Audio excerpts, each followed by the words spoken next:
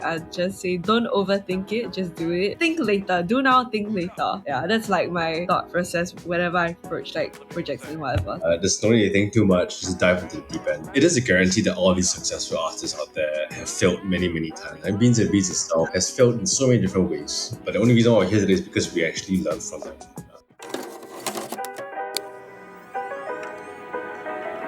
Living Mosaic. What's good, y'all? I am Don, and I just want to welcome y'all to Mosaic Makers, a podcast from Living Mosaic, where we get to highlight the stories of amazing creatives going all the way back to their origins of inspiration to hopefully inspire you to create today. And I am extremely excited, as for this show, we have homies coming in all the way from Singapore. My first guest from Singapore, we have Ethan Tan and Zylyn representing the super group Beans and Beats out there. How are y'all doing today? Woo! So excited! Yay! Very happy to be here. No, thank you for taking the time. Zylyn, how are you? I'm doing good. Been busy, but all good. Yeah, I know both of y'all have been busy. Like, I remember I was talking to Ethan. We were supposed to do the call last week, and then he called me in the top of the hills in Hokkaido, and I was like, okay, we'll schedule next week. Snowing in the background. It's like, look at I'm just like, that's cool, man. We could reschedule next week. And then I know, Zylyn, you were involved with Beans and Beats when they were doing their pop-up over in London as well, with some of the other members that are out there too, right? Yeah, it was quite happening. Like, there were a lot of people that came to the event, so it was really, really fun to see it happening in another part of the world. Yeah, I think it was really cool just looking at the content. A lot of people that, a lot of old familiar faces that you see out there, but then also you see a lot of new faces that, you get to meet. I think one of the people, one of the homies out there, Mia Moore, she was out there too, I believe. Oh, yes. Yes. Now it's really cool to see that sort of worlds kind of colliding together, and it's just really cool to see what y'all are doing in two continents, which is crazy to think about if you thought about that like 5 years ago, right? Or not even 5 years ago, 3 years ago or something like that. Yeah. But no, that's crazy. I mean, y'all have done a lot with Beans and Beats like lately, right? Y'all had like a lot of shows, especially individually speaking, because y'all have your own like freelancing work or DJing and stuff on the side like that too, right? Yep, that's correct. I think Zylyn does a lot of freelance design. Well, I do freelance part-time hobby DJing. So yeah, all on the side, it's all passion. Yeah. Same with you, Zylyn? Yeah, so I've been just like loading myself with all the freelance creative projects. Just creating out there, yeah. Hey, I mean, I've seen your work and I'll talk about it in a bit, but as I said, I appreciate both of y'all for taking the time to be a part of this interview. So thank you so much for taking the time. I appreciate it. Okay, so let's go get started. So before I want to talk about Beans and Beats, I want the audience and for y'all to get a chance to introduce yourselves. So Ethan first. I think I put in the quotes like you're a Beans and Beats profligate or something like that. Profligate. I don't know what you said, but sure. Professional profligate. But yeah, there you go. But I just wanted to backtrack to a bit of your background before you got involved with Beans and Beats. So, you went to uni back in 2013 over in UK. You also got into a lot of after your military service, because that's like mandatory over in Singapore. Just getting to get involved with a lot of extracurriculars over in the UK, exploring the world, and then going back to Singapore and then getting involved with a lot of the event planning sort of things. So tell me that evolution of you from that person in the UK studying at uni after graduating military service to now event planning. Tell me that evolution that led you to that part of your creative journey. Yeah, of course. I mean, I think it all goes back to when I was in elementary school. Was really into music and all that stuff. It sounds corny. Played like musical instruments. The bass was my instrument for many years.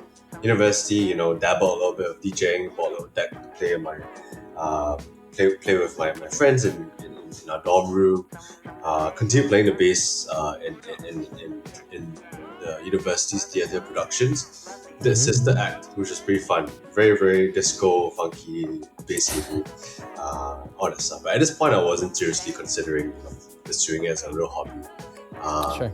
The fast forward, come back to Singapore just after COVID ended or was ending. Found a job in investments, and I needed a creative outlet. So naturally, I started to go to parties, making friends. And one day, I think we were at a pre-drinks for a particular party. A bunch of my friends and I were going to, and then one of my friends said, "Hey, Ethan, I'm actually organizing a party in about 2 weeks.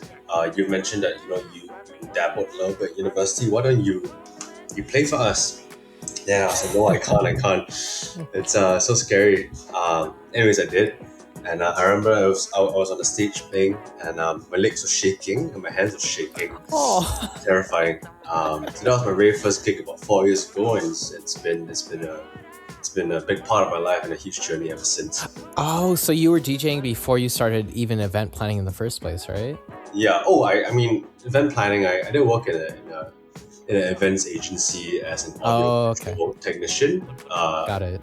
This is while I was moonlighting as a national service when I was in the army. Basically, I would be working nights doing AV tech, which was quite fulfilling and fun, and good money as well, because you don't earn a lot of money as national servicemen.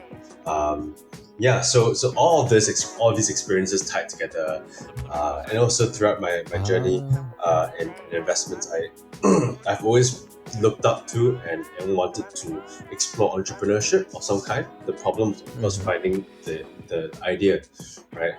And honestly, one day I think Beans and Beats sort of approached me and said, "Hey, actually we might have something for you to do." And I thought, okay, this is pretty exciting. They wanted me to come in and help them operate Beans and Beats while they're studying their tertiary education. So it's kind of a combination of everything I've learned and built up thus far, right? Event planning, music, and a little bit of business side of things. So that's my background, who I am. Oh, I see. Yeah, it's interesting to see a lot of these tidbits, especially interviewing with creatives in any medium, how they have these experiences from X, Y, and Z, and it kind of leads them to the moment of, with Beans and Beats, for example, where you get a bit of these skills from all over to help incorporate and to help make the project come to fruition. So no, thank you for that. A little tidbit about your life. I appreciate that. How about you, Zylyn? It's interesting because you are a designer, that sort of background. So I'm curious on, first off, how did that start in the first place? And then how did that lead you into a lot of the events into Singapore before diving into Beans and Beats? For me, how I started was because I have an older brother that does graphic design. He used to do graphic design, and then he passed down his MacBook, and his MacBook had the Adobe applications. So I was just playing around with it, and then I started when I was younger, not too much anymore. When I was younger, I was a huge fan of K-pop, huge fan of I was super in the fandom, fangirl era in my life. So I did a lot of poster designs of all the groups. I think it was DPR, that sort of. Yes. So I mean, in the K-pop industry, it's all very visual. Everything is very well designed. So I think I gained a lot of inspiration from that and wanting to create based on just music alone. So through that, that kind of got me hooked into just creating, just designing, and just making posters and stuff. And slowly, I think also I was into coffee. I was working at different cafes and stuff, and then my mentor who was teaching me about coffee got me really hooked onto the different types of beans, the different type of brews and stuff like that. So so everything kind of ended up relating, because I had both passion and interest in both sides. And packaging, everything design related, I've been kind of a nerd in that, collecting books about packaging design, typography, slowly going into that black hole of just graphic design. So then everything just when the opportunity came about, everything just kind of clicked and kind of aligned as well. But yeah. You're like, this is a perfect marriage. I have the experience on both of these. Why Yeah, not I'm do like, it? I love both of these. I have So, passion for both. So yeah. yeah, because that's one of the things that I'm trying to wonder as well is, y'all came fairly a little bit later than when the founders came in. I mean, when the founders started. So it was curious to see on how y'all's origins and how you kind of plugged into that. And I'll tease that a bit later on. But yeah, no, it's really cool to see this random experiences that both of y'all had. It ended up aligning into this venture. So hey, no, that's awesome. Thank you for that. So let's go dive into Beans and Beats itself. So I know that y'all are heavily involved. I mean, y'all are the teams, part of the team too. But so tell me about how that origin started with Beans and Beats and why it was created as it is. Ethan. Oh. You got it. Okay. I guess Beans and Beats was created because Mateo, Aiden, and Ethan, they are these three friends who they kind of studied together. They were all in the same school, and they all had like different interests. I know Mateo was running a few like party events and party collectives before Beans and Beats, and then Aiden has his like marketing agency, but also like he's a creative where he also likes to spin, likes to DJ, and then Ethan is a huge nerd about coffee. Like you start one conversation about coffee and he'll just go on and on and on about it. Oh my god. Yeah, I remember a little bit of a side note. I remember because he was the first person that I like met from the Beans and Beats team when I was like hanging out with him. I think it was like January when I flew in from Korea. Yeah, I didn't know. He blew my mind. I didn't know coffee was a whole other world until I talked to him.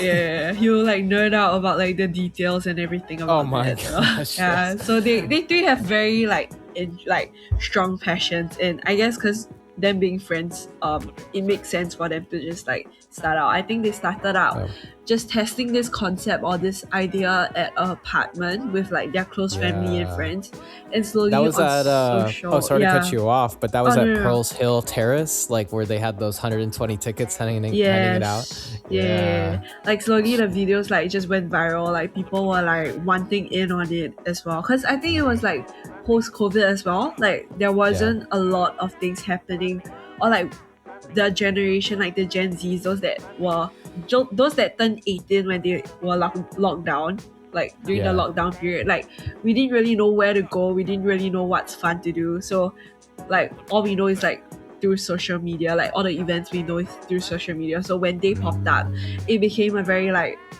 a lot of people are talking about it. A lot of people are like, oh, what's this? Like, let's just go for it, that kind of thing. Yeah. Gotcha. Yeah, because I think Beans and Beats started over in February. Well, at least the concept started at February 2024. So it was like during that time, I guess COVID changed a lot of not just nightlife, but just going out, especially with Singapore, which I assume it's fairly stricter than most when it came to a lot of events and lockdowns and likes like that. So I bet during 2024, it was still, people were still trying to figure out a lot of like how to approach things, right? Still, even though it was like a years or so after the lockdowns lifted. Would you say so? I think like people are starting to like wanting to socialize because everyone is so like, they're always like at home scrolling. Then there's the lack of like social spaces where people can just make friends. Like things are starting to go back to normal now, but like I think when they first started in 2024, like it was that period where people didn't know how to make friends, or people didn't know where to go to make friends. Yeah, if that makes sense. Yeah. Like everyone's so chronically online that they don't know how to like interact offline. So like people are craving for that offline interactions and stuff like that. So yeah. Gotcha. Yeah, and I think I remember I was talking with one of the founders, Ethan, and they told me how with that, a lot of the inspiration, I think they came from like AM radio over in LA, where they were seeing a lot of people starting up, and I think the lockdowns lifted earlier than they did in Singapore, so kind of accelerated a little bit a lot of the culture. So I feel like seeing a lot of the inspirations that you see a lot of overseas allowed it to ignite. Would you say so over in Singapore, where they're like, hey, they're doing it. Why don't we do something like that or try something else? Would y'all say so? Yeah, I think exactly that. It's like, why not we throw a coffee party since we all have like the people as well. Yeah. That makes sense. Wait, if you don't mind me asking, Zylyn, how early did you knew the founders? Because you weren't one of the founders yourself, but you were like early on. So I'm just curious on that. I knew them. I met them like at the end of 2024. That's when Oh, I wow. first got introduced to them. Yeah. Gotcha. But you heard Yeah. about like their project and all that before, and then it just blew up like crazy. Yeah, like I've been seeing their stuff on social media. A few of my friends, it's like cause Singapore is so small, so we often have like mutuals. Like someone Yeah. definitely knows someone, like that kind of thing. So like people were definitely like Yeah. talking about it, like, oh, what's this like party, or that Mm. what's this like coffee party that's happening? Like I was about Yeah. to say, yeah. So tell me, well, I guess from the both of y'all, since y'all say Singapore is small, when y'all hear this from the outside in, tell me how did that feel to see something like that appear in the Singapore like life? Because Zylyn, you kind of touched this a bit, where it's like, oh, what is this coffee party thing? Could y'all expand a bit more on what it looked like from the outside in of seeing something like that happen in Singapore? For me, I guess on my end was more of like Oh, both of you. oh sorry Either way. okay.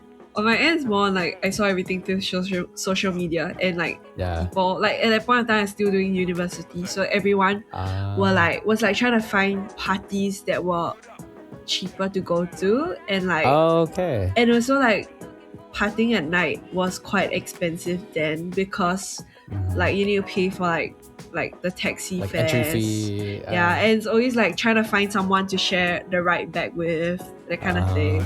But then there was like the whole like certain friends have certain curfews that they need to go back by, or like their parents can't find out they're partying. So like the concept that when we first saw that, we were like, oh, that's so interesting, that's so cool. But I think like the tickets were like selling out really fast back then. Yeah. Because it was like a comment down, like first come first serve type of thing. So then And it was free, like, right? So they were just like Yeah. just bringing people in general. yeah, so it was very hard to get tickets. Like only a few of my friends managed to like actually go for it. Yeah. Oh my gosh. I didn't realize it was so popular that people, I don't want to say scalping, but people were like trying to like wait for the launch and just like try to snipe the tickets real quick. So that's Yeah. crazy. Wow. So it just took off really that early. That's crazy. Yeah. So tell me a bit about that. Well, actually, first off, so Zylyn, you said that you joined around later 2024. Ethan, you joined later around like late 2020. I would say June last year, so June 25. Okay, so Yeah. gotcha. Okay, because I think one of the things that I wanted to touch on before I get to talk about your respective journeys into leading into Beans and Beats is when y'all saw a lot of this coffee stuff. When did you see it? Like, you saw it already take off, but tell me what the evolution looked like from that perspective, from that being the apartments to doing a lot of the parties and all that. I mean, like these bigger events before y'all joined. Tell me what the evolution looked like since then, because I noticed that not only were there bigger venues, but then y'all went to Kuala Lumpur as well. There was also people that were booking through like Australia and the UK. So I'm curious on what the evolution looked like from that coffee place, like in Pearl's Hill Terrace, from the apartments to the time that y'all joined. Tell me that evolution and state. I mean, I can maybe speak from like a retrospective point of view, since I Please. Please. Especially since you were involved with event planning, I want to get to a bit of the details into seeing how that worked in terms of how well that they were able to manage all that. Yeah, I think the evolution happened from what I could see and what I heard. It happened quite naturally. I mean, I think there was very good pickup for the initial few events, which naturally leads you to larger events, motivated to do something a little bit bigger and bigger and bigger and bigger. I think not the final, but the culmination of this momentum really ended up in our large shopping mall party last year at Funan Shopping. Yeah. So Were you a part of planning that? I think it was not the 1 year. It was no, that was a bit later. yeah, I was hopping on the site for that one, but I wasn't there for the start. So yeah, it was quite naturally insane. So I think that event was a huge paradigm shift for Beans and Beats as a whole. After that, we had to adjust to the new environment. and our position in the Singapore party scene. And we slowly stabilized after that. So I think now we're in a pretty good 2026. We're in a pretty good stable position to keep pushing forward. Yeah. So I guess from that point, from the outside in, when you started to join Ethan, were there still a lot of figuring out, or was it still there was a formula by the time that y'all went and it just expanded further? There was a lot of figuring out to do, I feel, in 2025. To be really candid, lots of things that we did for the first time, lots of event management responsibilities, like Sure. Managing, procuring food vendors, licensing, insurance, all these things that went down for the first time within 2025. So yeah, it was quite eye-opening. I mean, and that's part of the process too, right? Where there's so much stuff that you wouldn't know that you need to figure out until you start doing it, right? Yes, 100%. So, yeah, but I mean, I'm glad that we actually went out there to actually do the stuff that we've never done before. So that we repeatedly do it again this year and create larger events, cooler stuff. I can't imagine. That must be... y'all, I mean, I'll touch on it a bit later, but the fact that what y'all did in 2025, and I'll talk more about it, it's just still surreal to me, and I want to dive deeper into that. So, Zylyn, kind of expanding into what we talked like with Ethan, it was a lot of figuring, because you joined in, okay, you said later, so December 2024, is that correct, when you started to join the team? Yeah.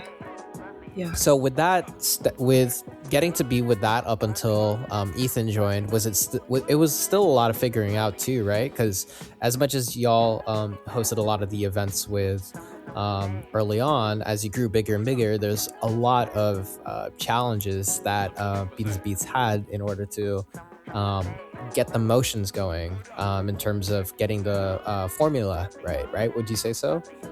Yeah, it was a whole lot of figuring out. I remember when I joined, like we weren't doing a lot of like events that were like community based. Like I remember the first event I did was like the one that we popped out at Culture Hotel, like which is this like huge like convention in Singapore where they do like I think tattoos, they have like street hype, like streetwear fashion and stuff like that. So we took like a booth. We had like a booth pop up, and then I remember that being like my first like proper event that I did with them. And then to be honest, like there weren't a lot of people that came.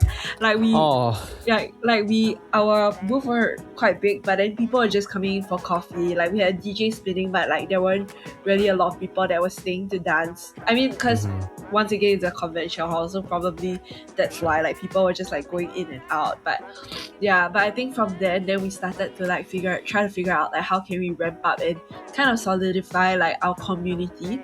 So then our next few events was like more community focused. After that we did like a collaboration or like a pop-up at one of our friends like clothing store brand. Was it Astoria Bode?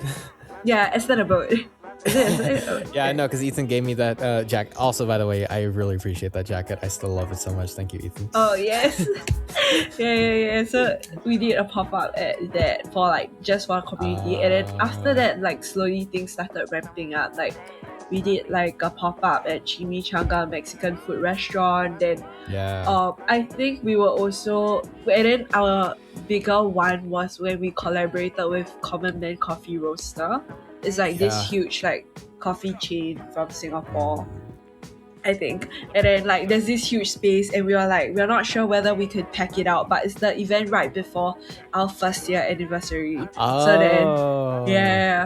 then like I know Aiden was like ramping up on like marketing, trying to get like the videos out and stuff, and thank goodness like it went well. Like the video worked, people were showing up, the tickets were sold out like quite fast. And the whole like coffee shop was packed to the point where we had to like open the door and then allow the other people to come in. Yeah, it was quite crazy. And then the next one was like our first year anniversary, which was super big. And I think that was like our first year anniversary was the first time where we had like a sponsor coming in to support us with the event as well. So it's very it's a very like learning curve for all of us. I think for Yeah. me when I joined, but then I think for the guys as well, because it's our first time like trying to figure out like, okay, like how do we get people Market, how yeah, do you market. do logistics? Yeah, Yes. like all that. Yeah, Oh my yeah. gosh. Yeah, I think it's a lot of, I mean, for people that don't do event planning or haven't done something as big as that, especially with music, is there's so much to do that people don't realize it, I bet. And it's like, as much as you could like watch YouTube or learn from other people, as much as you have the ups, you also have like a lot of learning experiences too that allows you to build bigger and bigger events. And you kind of point this out to Zealand. Once you get that sponsor, it's like, okay, now we have that experience. So I can't imagine having a sponsor like a year before that. Like, it must be like so much of a learning curve, but the fact that there was so much not only growth but also I bet that there was a mood board about Beans and Beats about how to do X, Y, and Z, what they wanted to do. But the fact that y'all did like a Mexican place, y'all did like all this random stuff, it was a lot of, as much as you could plan, there's a lot of opportunities that you want to take too, right? It's not just I want to do this event, that event, right? I'm just trying to wonder the logistics, if it was more spontaneous or much more planned during that first year or so, that inception before that 1 year anniversary for Beans and Beats. I think it was very spontaneous. Like we just took Okay. on what we like. Opportunity just came, and then we are just like, let's just take it on and just try. I remember the culture cartel event. Like now I'm recalling. Yeah. I remember like we also had another event at like a museum that same day, and then like another pop up at like Cotton On and stuff like that. So our team was like split up. Like, oh shoot. yeah, and it was just like, I think like the three guys and then me. So I just stayed at the culture cartel, and then like the other guys were like running from the museum to like Cotton On, like the one of the branches to do a pop-up and stuff like that. So we were also like just figuring out manpower as we go and just playing by ear. But I think just being very, very flexible and like just knowing how to problem solve was a skill that we all like learned on the job. Yeah. Mm-hmm. Yeah, I mean I think that touches into a lot of the one of the other questions that I have that we could transition to. But it's so interesting that there was a lot of spontaneity, but I always wonder, how do you keep that spontaneity while keeping it Beans and Beats? You know what I mean? How are y'all able to balance that identity while still handling all these events and taking it during that time? I think okay then. I can answer this question. Oh, I mean, like we can just slow down the number of events. We just be more selective, right? And be a lot more particular about the kinds of events we want to do. Like, for example, like we reject events that are a little bit too repetitive, boring, uncool, lame, and we just take our time to curate a nice list of events. Yeah, I mean, it sounds very high level, but it's as simple as that. Taking your time to curate. Yeah. Yeah. That makes sense. But I think in the end, it's also like focusing on like our core, like why we started this, which was like just allowing people to enjoy music with coffee. Like, so in the end, like our like brand pillars, like coffee, music, curation, and community is still like how we make sure that no matter what event we throw, like these three are still the ones that stand out the most. Yeah. No, that makes sense. I think because you touch on so many different sponsors, like the fact that y'all got involved with like Hot Chicken, y'all got involved with like Under Armour, y'all got involved with Echo Kicks, Alpha Theta, like all these different brands and sponsors and all these different events. It makes me wonder on how you keep that core. So, I mean, the fact that it could be as simple as just making sure that you keep those three pillars and you're good, I think that's like branding 101, is just making sure that you stick to your core and that's your identity right there. So yeah, 100%. no, I appreciate it. Yes. Yeah, cool. So tell me, I know we touched a bit on what the 1 year, just to make sure, Ethan, you weren't as involved with the 1 year, right? I know you were a bit. I wasn't part of Beans and Beats at the point in time. I attended as a party goer. Yeah. Gotcha. What made you want to join afterwards, getting into that? Because it makes me wonder, because I think the next event that I want to touch on, since y'all were both heavily involved with that, was the mall shutdown, but I'll go that in a later point. But yeah, Ethan, what brought you into Beans and Beats around that time during May, up to afterwards? Well, first off, you attended the 1 year as a spectator, but then what led you all into joining later that year to be a part of the team?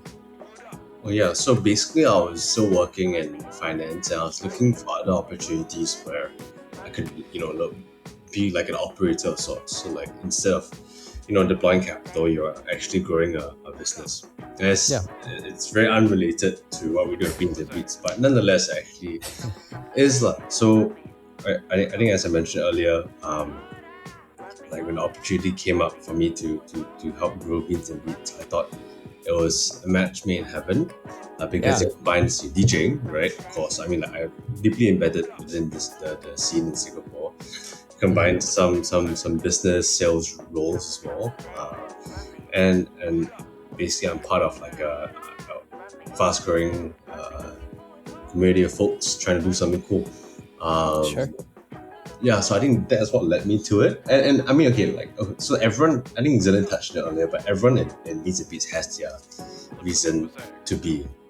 Raison, Ted, I forgot all the Frenches for that one.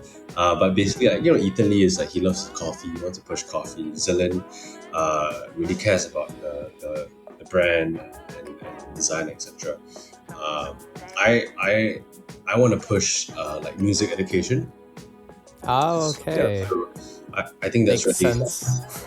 yeah, it's really important to me for to introduce different kinds of I guess music to our community, because most people that come to our events are not like hardcore party goers. They enjoy their pop edits and etc., which we do play among all that stuff.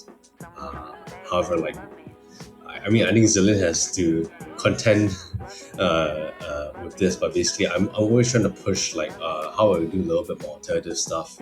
I mean, admittedly, sometimes at the cost of how hyped our event is, right? How can we introduce more underground tunes, alternative music? The reason why I'm so excited about Singapore Art Museum coming up is that we're gonna play like house edits, all that stuff. But we're gonna start off by playing Southeast Asian and East Asian city pop. Oh wow! Moving through the generations of party music all the way up to modern bumping beats, right? So I'm particularly excited about that. It's not our typical like genre mix. Yeah. I think that's really cool that there's a thought to the process. I mean, as cliche as it is, being in the museum, you think a lot about like art, but then creating a storytelling aspect to that art to be able to showcase that music. It's really cool to see each of y'all's fingerprints into like the events and saying, I want to do this, and seeing your DNA within this event in particular. I could feel the passion from the other side of the world for sure. I'm trying to make it happen. No, that's cool. Like being able to do that and being able to create that space for people to appreciate it, that's hats off to you. And I can't wait to see on all the reels on how that goes. So best of luck to you all on that. So I think one of the events that I want to talk about is, we talked about the 1 year a little bit, but I think the biggest event, at least from what I've seen, was the, and I hinted on it a bit, was For Real Co. with After Hours, where it was a 2-day event, 3 stages at Funan, and then you shut down an entire mall. Can you tell me how that, because I feel like that's like a big event that y'all planned all together, right? Tell me about that. I wasn't there at the inception, but I can like sort of like, Yeah, please tell me about it. Download of like how it happened. So basically there was some folks in the industry that wanted to do something cool and reach out to Gen Zs, right? And the original idea was basically to showcase what the youth are doing. So like, for example, like, I'm creating this new startup idea or something. I invented this technology, etc. Right? And here comes Beans and Beats. So Beans and Beats naturally like doesn't exactly fit within this mold. So what we proposed that we actually do like a party at the end, just to kind of like celebrate it. And that was a blast. I mean, after that it was pure ideation, just thinking who are the best DJs. We call down who's available. It was crazy too. I don't mean to interrupt you, but it's really cool because I looked at the lineup and you're like, you brought people from all over Southeast Asia to be a part of this event, which is crazy to think about. Yeah, it was super. A lot of work went into it, like a lot of work. It was a 3-month. I mean, the prep phase was like 3 months. It was kind of insane. What was some of the logistics that people don't understand that was a huge hurdle to try to plan with this event? Because there were so many cooks in the kitchen, there needed to be a lot of meetings to sync up what was going on, ideas, etc. So it was just a lot of effort of brainstorming, thinking, and of course, sourcing the stages. So stages in this case, so a traditional stage is actually F&B. I mean, not F&B, but retail partner of some kind, right? We in the end we landed on Pass Normal, which is like it's a bicycle shop. This is like a fancy bicycle shop. Big Appetite, which is like a food court similar to Maxwell, but gentrified. Then you laugh, it's true. Then I'm just sorry. I just love that you're honest with that. Oh my god. Yeah, so the food court, Pass Normal, and Guzman. So it's like a Mexican quick service restaurant. But we didn't actually start on those. We actually were looking at other folks like Benji Barker, all that stuff. So there were many iterations of the plan. And what we thought was final wasn't final. We had to switch things up because someone wasn't happy. We had to change things. So it was crazy. And honestly, on the day itself, I thought to myself, no one's going to show up. We were all hoping for at least like 100 people at each stage. We were all like, we don't think anyone's gonna show up. It's probably 100 max. Just a small bunch. But then the energy like within like the B&B team those 2 nights was insane. It was incredible. Yeah, it was. I remember like I think I was delirious, man. I was like, oh my god, so much things. I was like overstimulated. We were running on like very little sleep. Because like everyone's busy, but then I was in charge of like filming and recording like all the stages as well.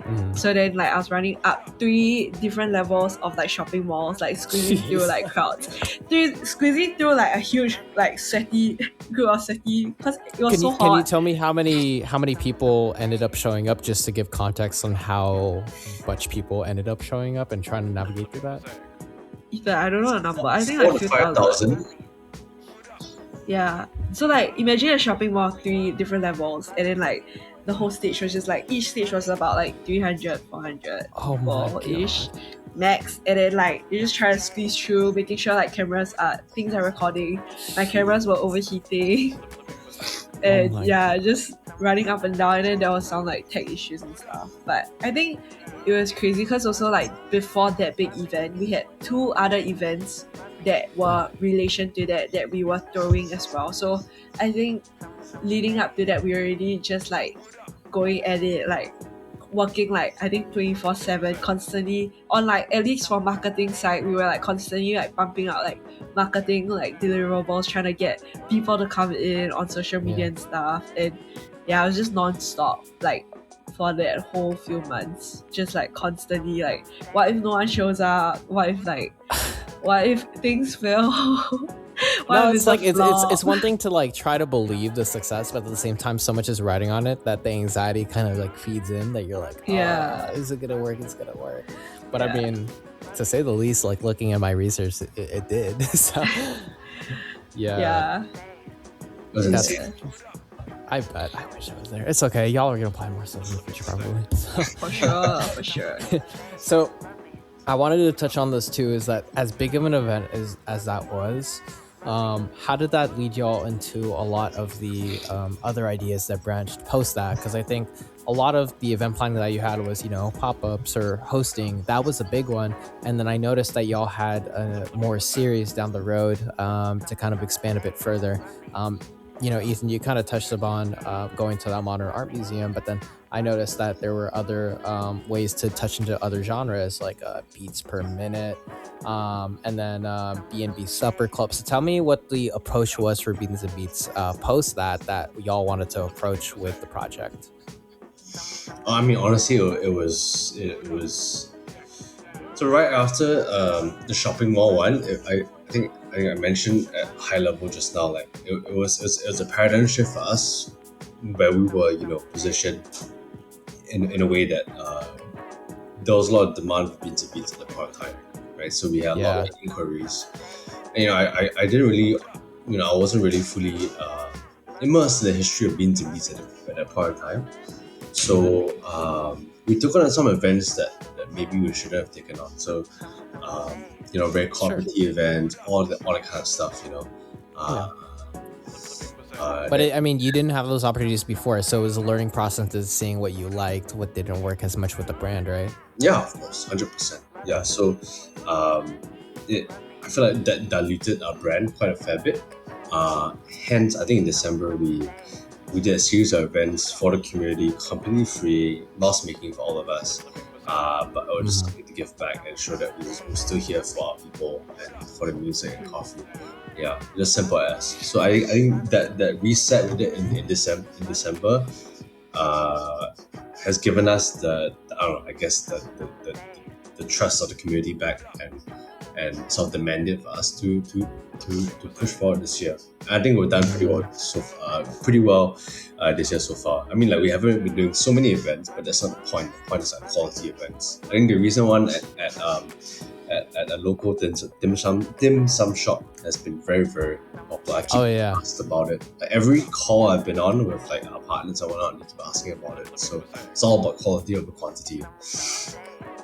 Yeah, I think it's as we pointed out before, it's a lot of finding because you can't find your identity fully or find what the approach is until you start like seeing what works and what doesn't work.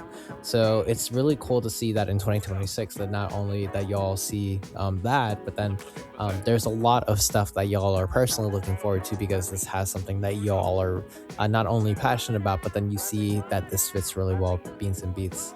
So. Wow, this is exciting. I can't wait. A little bit of a spoiler, but how big is the plans for Beans and Beats in the future with a lot of your stuff, now that we kind of touched on that quality over quantity? How big are our plans going forward? Yeah, because I'm curious on, are you planning more selective events? Are you planning more series? I know that's a bit of a spoiler. If you don't want to spoil it, then that's all good with me. But I'm just curious on, that approach forward now that you kind of learned that lesson. I mean, like for the foreseeable future, it'll be quality over quantity. I mean, it sounds like a basic rule that everyone should follow. But it's true. It's true. I think we really spammed a lot of events last year that didn't necessarily have to. It didn't have to take place. So this year is doing less. I think we're doing like 1 or 2 events a month, but they're like bagging events. We started. I think. Yeah. Oh, sorry to cut you off, but I think a lot of it too is balancing like with sponsors and all that, right? Too, like it's just a lot of the strategy, making sure that you get to do it right for both the brand and for the sponsor itself. Yep, 100%. I think it's very. Yeah. Oh. No, go ahead. No, I was like gonna say like it's very important as well, like our creative side for like our socials and like our brand to make sure that like the people that we partner with aligns with our own like vision and mission on like why we throw our parties. So that we have also been like very careful on how we like take on and how we propose like our events and our parties to these partners as well. Yeah, because you want the partnership to be mutually beneficial. So I mean, that's the best kind of partnership. So it makes sense, and I cannot wait to see. I bet that y'all have already a lot of stuff planned or some exciting ideas, and I don't want to spoil it, but it'll be really exciting to see what y'all get a chance to do in 2026 for sure. Yeah, 100%. Next stop is Orange County, LA. That's our next party.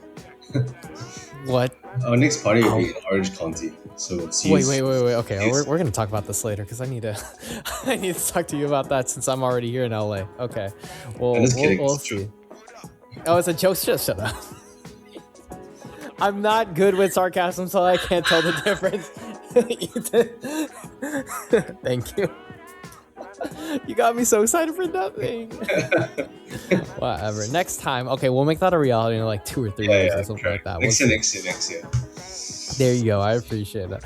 So I think a bit of a personal, like creative side is, working with such a big project like this and getting to work on your side hustles. How do you all balance all this together in terms of your personal, your well-being, like all that sort of stuff? Zylyn? It's been hard. I think because I handle all the creative stuff in Beans and Beats. So all Yeah. my creative energy has always been like especially for the past year in 2025, it's all focused on Beans and Beats. Like we're doing like rebranding. We had a whole phase of like I think after the big event, like there was, I think Ethan covered about the dilution. So on our brand side, we had to do a whole like rebranding on socials, reiterating on like how we communicate to our brand. We launched like our roastery, we launched our supper club series, and yeah, it was just very like creative. Like my creative focus was mainly to help successfully launch this like different like brands that we were trying to launch, like the supper clubs and stuff like that. So, and making sure that every touch point and everything is aligned. So for the past year, it's been hard. Like I put like my own personal like passion stuff like on the back seat. But I think this year, because like when things are more aligned and things are more like stabilized finally, because we've already like kind of learned a lot of stuff. So then now like we're trying to like stabilize it. Like now I'm like trying to focus back on like my own thing, and I think finding the balance would be more like knowing how to like detach my own like personal life with like my work. But that's on my own like personal thoughts. Got it. No, that makes sense. Ethan, do you have anything on that? I don't really DJ that often. Like maybe once or twice a month. So I just it's not that big of a problem for me. I mean, like I think both my the personal hobby of DJing, the people that I meet, that I have my friends from that part of my life, and what I do for work, I think it's quite synergistic. So I mean, oftentimes the walls are kind of like merging a little bit. Yeah. So. No, I mean, if it works, it works. So no, good on y'all both for making it work. Yeah, but I just can't play my kind of music at BZB's parties, so I have to do it myself at home or like at other parties. No, that makes sense. Or at the party on Saturday, Zylyn said she would come, but she didn't come. I was supposed to come. Yeah. So, okay, maybe I just couldn't remember what happened, but whatever, man. Getting blacked out drunk at like 4 p.m. No, I didn't. Yeah. Okay, we'll talk about this on the side. Yeah. It's a joke. No, it's all good. So, we kind of talked about the history all the way, and then seeing it build into 2026. First off, now that we talked about all this, like, how surreal is it to look back to see from that origin to from that origin, and then y'all getting to tag along a bit later, and then seeing where it is now? How surreal is it to see it grow like to where it is at this point? Pretty surreal. A lot of blood, sweat, and tears went into building Beats. No, it's like well deserved, honestly, because like hearing about the little sleep that y'all have, the balance, and also the amount of energy to have a lot of those learning experiences, because not everything is going to be like crazy, but yeah, like as you said, a lot of blood, sweat, and tears, right? Yeah, 100%. That makes something I think like value additive to the scene in Singapore. I always tell people like look, and like Beans and Beats isn't like gonna replace anything in Singapore. It's really just giving people in Singapore another option to party, right? It's simple. And we welcome them, and we're friends with lots of different people from nightlife, from daytime parties, etc. Which is an option. And it's surreal to see ourselves grow into this niche, I would say. Yeah. I mean, Zylyn, do you have any thoughts to add on to that one? No, like what Ethan said, like I think we've I laugh, like we've really like come and I think we've really like found like our identity also, Yeah. and like our like what makes us stand out. Because a lot of times when we were like running a lot of events, like I think the whole of last year, we're just trying to been finding our niche, trying to like trying everything out and just like not really like trying to grow our brand identity and like. But then now I feel like we've finally found like I guess a footing, yeah, Mhm. in a way, yeah. Hey, and I mean, life has fun ways for learning and adjusting to new things, so I wouldn't be surprised if there's new obstacles to tackle down the road. But regardless, it's really exciting to see this project and to see where it comes through, because as I said, you have people that are inspired by what y'all do, like all over the world, talking to some people out over in America and Europe and the likes, that are huge fans of what y'all do. So y'all are doing amazing stuff, and the fact that y'all have so much more exciting projects, I'll let y'all like announce that when you will, but it's really exciting to see what Beans and Beats has become, while still like as much as it has exploded, but also still remembering why Beans and Beats was created in the first place, is to be able to create that community of music and coffee together, and creating that community for people to just meet in general. So, I applaud y'all for doing what you do, and keep on doing it, y'all. Y'all are doing great work. Awesome. Thanks, Don. Appreciate those words.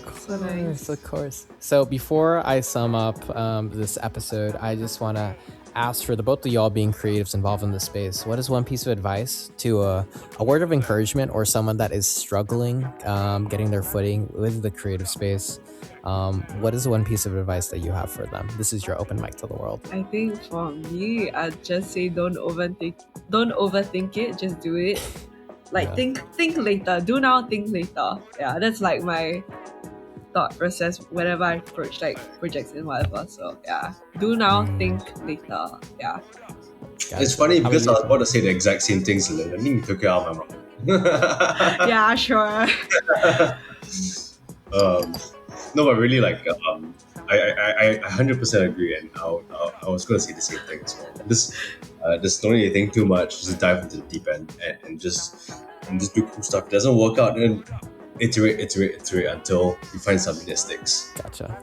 No, I mean, it's simple to just say, just do it, but the amount of creatives that I've interviewed, it's funny to see a lot of that sentiment is that they just went for it. And yes, it's going to be a lot of trial and errors to learn, but if you are passionate about it, you'll take that as an education opportunity to be able to grow. I mean, it's almost a guarantee. It is a guarantee that all these successful artists out there have failed many times. And Beans and Beats has failed in so many different ways last year, right? There's so many big myth, like F-ups, basically. But the only reason why we're here today is because we actually learn from them. If you don't learn from it, then you just don't want to go anywhere. So, yeah. It sucks, but it has to be done. Nah, I mean, you have to go through it, because otherwise, how would you learn? So, no one's perfect on that. But yeah, awesome. Well, all right. Well, again, thank you. That concludes the episode. Thank you all so much for taking time out of your busy schedule. I know that y'all are super busy, especially with the event coming up soon and more events down the road. So I just want to thank y'all so much for taking the time to be a part of this. So before we depart, I just want to double check, where are people able to find you? Do you want to shout out the project, or do you want to shout out your individuals? Like, let me know what you want me to shout out, and then I'll add it out there. Zylyn, shout out your own your own creative website. my own creative. I do. I have a design brand-ish called Sneezy Brain, where we do workshops. I do like design content and stuff. So if you're into design, you're into like making and crafting things, you can give it a follow. Yeah, if not, yeah. If not, our other stuff is Beans and Beats. Beans and Beats .mp3. I was gonna say that. Yeah. Okay, same with you, Ethan. Just shout out Beans and Beats. Beans and Beats. Beans. Is it N? Like just N? Letter N? No. Beans and A-N-D. Yeah, Beans and Beats. And Beats. Yeah, correct. .mp3. Yeah. Yes. Gotcha. Follow us there, guys. Yeah, I'll put all the stuff in the description below so that way they get to easily access it. So it's no biggie. I got you. Oh yeah, okay. Oh, Awesome. awesome. Well, Thank again, you. all right. Well, thank you all so much for being a part of this episode. And to sign off, let's go say bye to our audience. See y'all, listeners. Thank you. Bye. Thank you, guys.